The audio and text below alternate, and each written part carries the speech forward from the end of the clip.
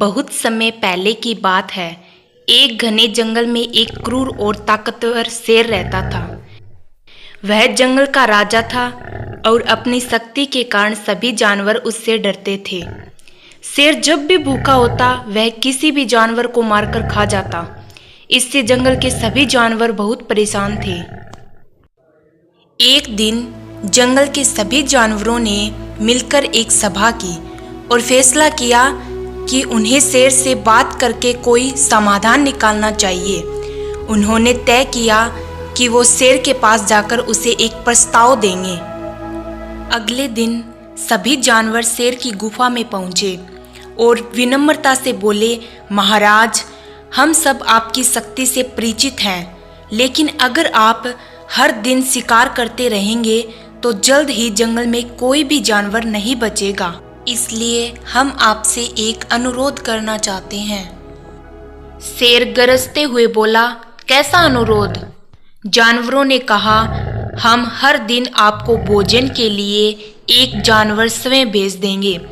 इससे आपको शिकार करने की जरूरत नहीं होगी और हम भी डर में नहीं रहेंगे। शेर ने कुछ देर सोचा और फिर हामी भर दी। अब हर दिन जंगल के जानवरों में से एक को शेर का भोजन बनने के लिए जाना पड़ता था। यह सिलसिला कई दिनों तक चलता रहा। एक दिन जंगल की बारी एक चालाक सियार की आई। सियार नहीं चाहता था कि वह मर जाए। उसने एक योजना बनाई। वह जानबूझकर देर से शेर की गुफा की ओर चला। रास्ते में उसने एक गड्ढे में पानी देखा और वह रुक गया। शेर गुफा में बैठा भूख से तड़प रहा था।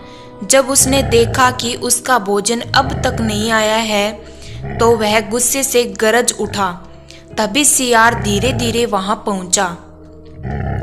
शेर ने गुस्से में पूछा, तू इतनी देर से क्यों आया?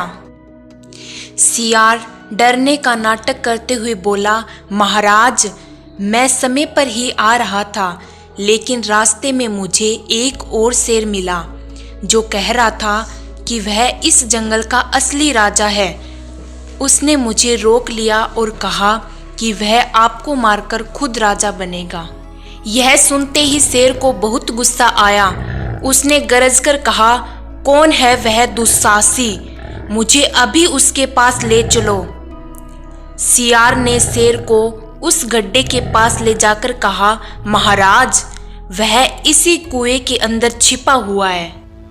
शेर ने गड्ढे में झांककर देखा। पानी में उसे अपनी ही परछाई दिखाई दी, लेकिन उसने सोचा कि यह कोई दूसरा शेर है। गुस्से में उसने जोर से दहाड़ मारी, जिससे पानी हिल गया और उसकी परछाई भी हिलने लगी। शेर को लगा कि दूसरा शेर भी उस पर गरज रहा है। गुस्से में शेर ने कुएं में छलांग लगा दी और डूबकर मर गया। इस कहानी से हमें यह सीख मिलती है कि बुद्धिमानी और चतुराई से बड़ी समस्या का हल किया जा सकता है। ताकतवर होने से ज़्यादा जरूरी है समझदारी से काम लेना।